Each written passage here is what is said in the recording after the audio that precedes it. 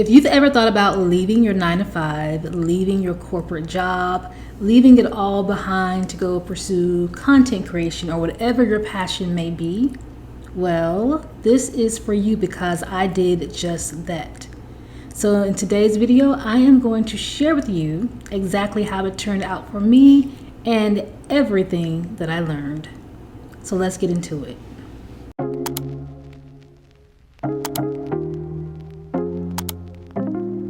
Hi, my name is Tammy and welcome back to my channel. We live in a creator economy. We live in an entrepreneurial economy to where people are tired of clocking into a 9 to 5. People are tired of being in the matrix. People are tired of being on the hamster wheel. People actually want to do what they love to do. They want to do jobs that are fulfilling, that are inspiring, that are things that they are passionate about. And this kind of all started after the pandemic, when people were working from home. A lot of people saw how much time they got back in their day. A lot of people saw they got to spend more time with their family. People had more time to pursue the things they love. They had time to just go take a walk. They had time to do things that they didn't ordinarily have time to do when they would have to drive into work, which can take some people, depending on traffic, an hour 30 minutes. You do 8 hours at work, then you have to get back in traffic to come back home. So it's taking a lot of time from your day. So when the pandemic happened, people were starting to realize like, hey, this is where it's at. Why am I giving so much time and energy to a company versus giving that time and energy to my family, to my loved ones, to things that I actually enjoy doing? Now, for me personally, a majority of my jobs have been work from home. So it's kind of always been like that for me. I had a couple hybrid jobs, but for the most part, most of my jobs have been work from home. So I've always kind of knew the kind of time working from home brings back to my day. Now, working from home is not for everyone. There are a lot of people that I do know that do not want to work from home. They want to get up, get dressed, and have somewhere to go. They want to have something to do. They want to see their coworkers. They want to be in an office environment. It's just easier for them. And there are people that actually like their 9 to 5 jobs, and they're okay with being in a corporate setting. They're okay with being at a desk. But for people like creators or people that just have another passion outside of their 9 to 5, it can be very exhausting. So of course, during the pandemic, as we all know, TikTok exploded, Instagram Reels exploded, Facebook had their own shorts, YouTube has their own shorts.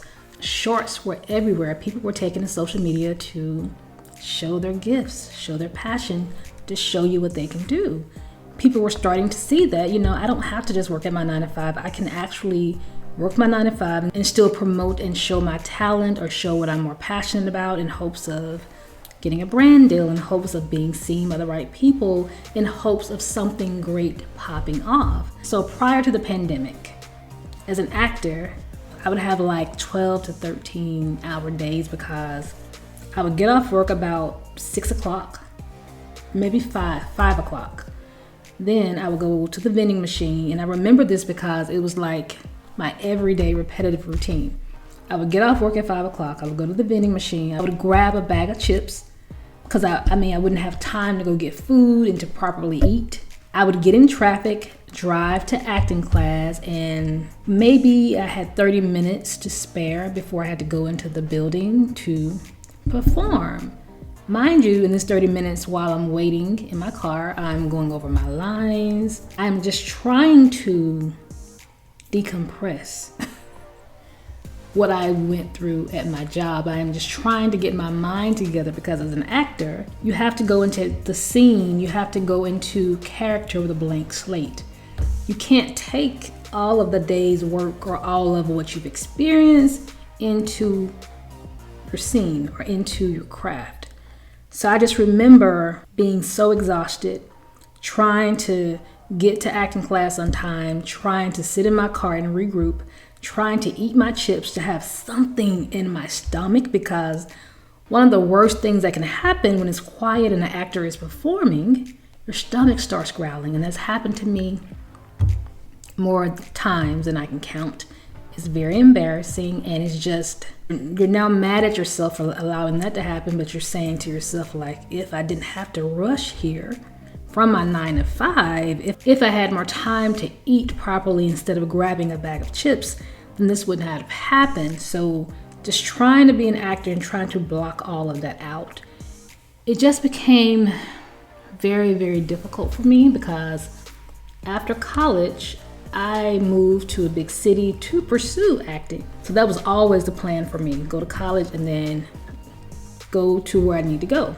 But I just remember feeling so tired, being an adult, living in a city, not your hometown. You have to have a job to pay your bills. You have to take care of yourself.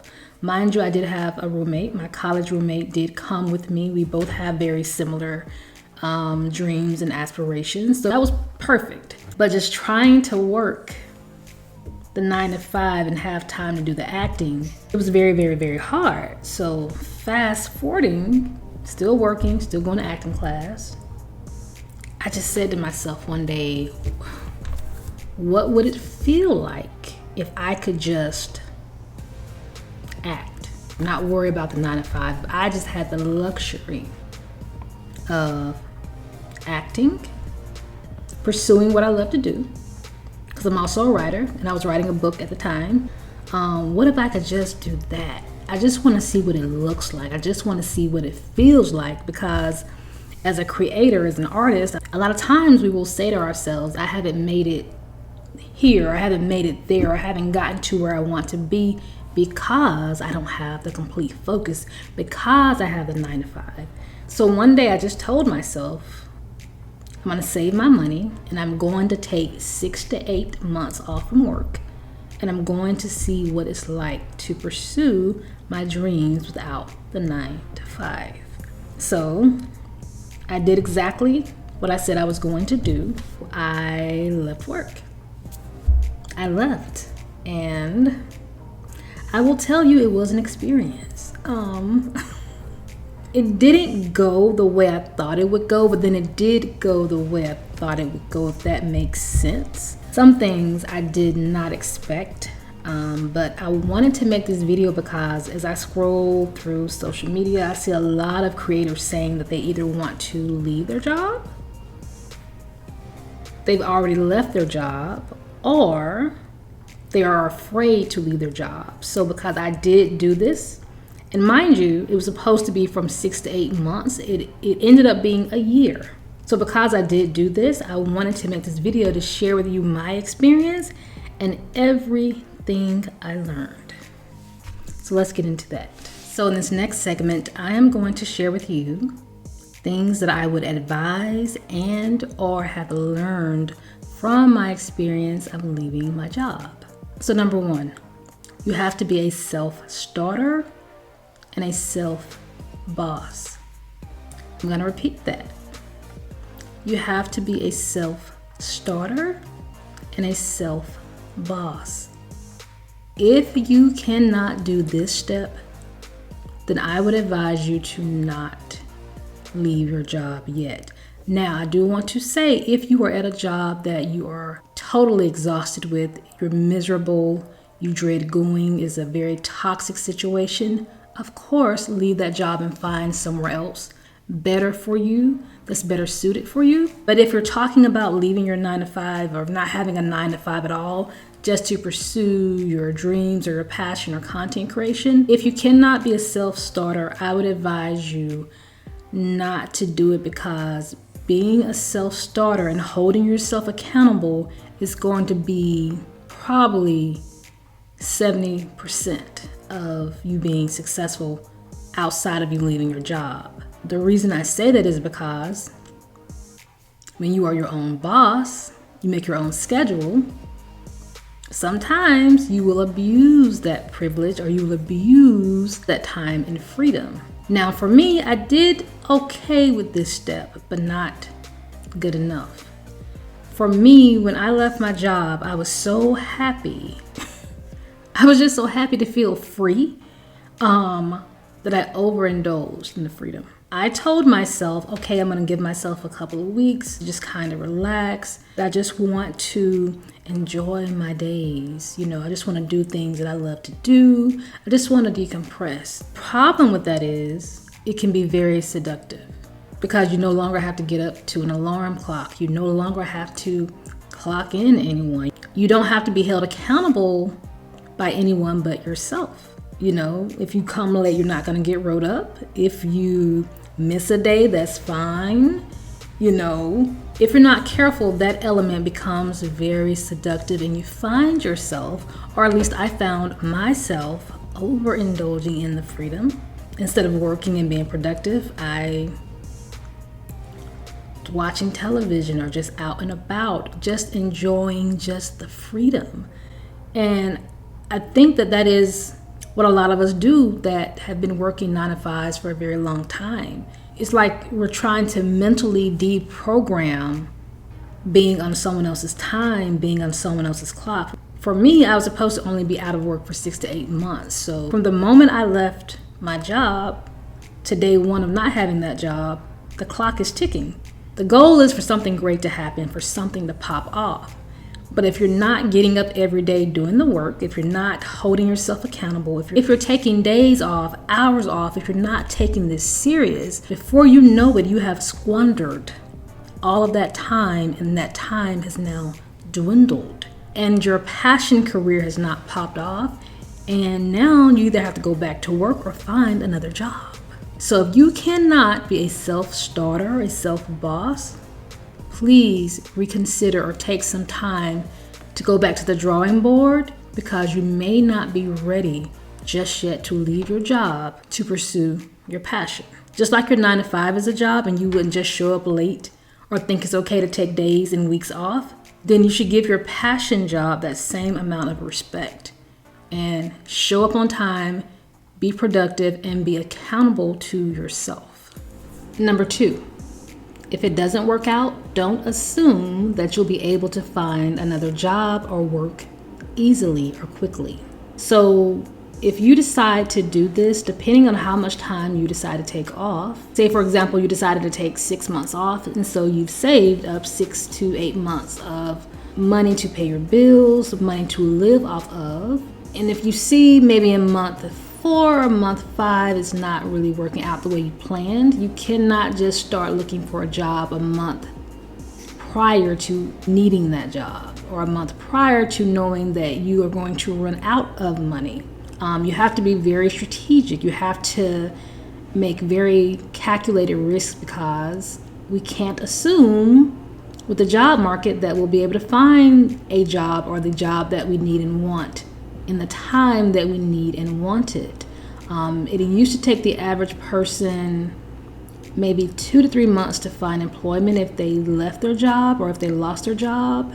Nowadays, with inflation and with how the world is working now, I don't know the average time that it would take an individual to find a job, especially with so many companies laying people off, with so many companies closing. The job market is not what it used to be. So if you do decide to do this, just take into account that things may not go as smoothly as you plan, and do not assume that things will work out in this area or that area. Also plan for emergencies. Depending on how much you have budgeted to live off of, you know how it goes. It's Newton's law. When something can go wrong, it will. A lot of times when we do these type of things, emergencies come out of nowhere. You may have an issue with your car, that may cost $300.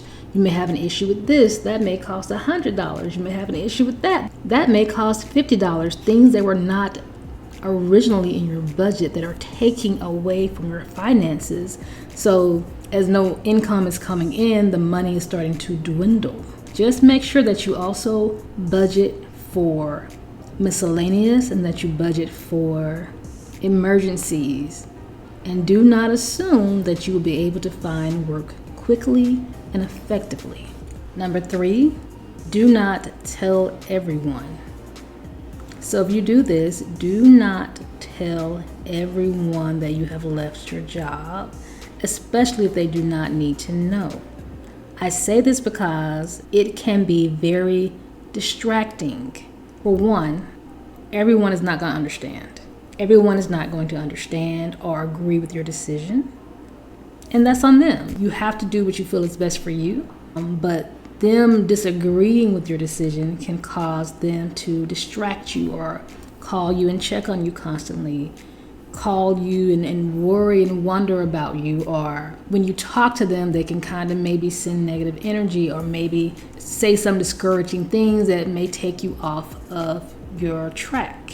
Because the goal is to be productive. You only have a limited amount of time to produce something great, to see what this can do with you leaving your job and giving your complete or a lot of your focus to what you love. So you don't want to tell everybody because, like I said, you want to lessen the distractions. If everybody knows that you've left your job to go create content or to go pursue your passion, people are going to have some type of expectancy or some type of, expectation of, okay, you left your job, okay, now what? What did it do? What did it prove? What did you produce? And if it's not working out for you fast enough, or if it's not working out in the way that you thought it would work out, it can be very discouraging. With a risk like this, the last thing you need is to feel or be discouraged.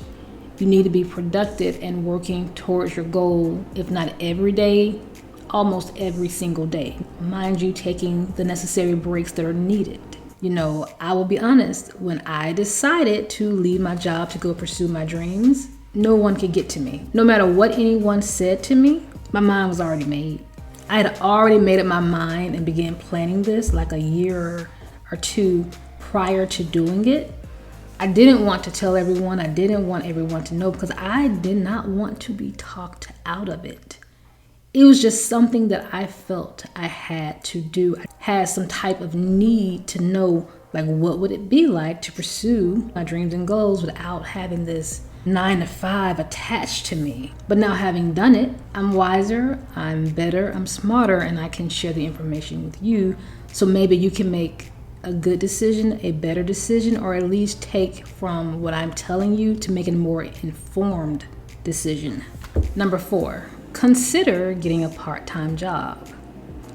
The reason I say that is because when you are living off your savings and you are pursuing your passion, and if you have no other source of money coming in, it's very smart at some point to maybe pivot, not do a full-time job, but do maybe a part-time job, work some hours here and there, work a couple of days out of the week to have some money coming in. Because like I said, if this does not work out, remember that money is dwindling as we speak. And you never want to be in a situation where money is leaving your account and new money is not coming in to replace the money that is leaving.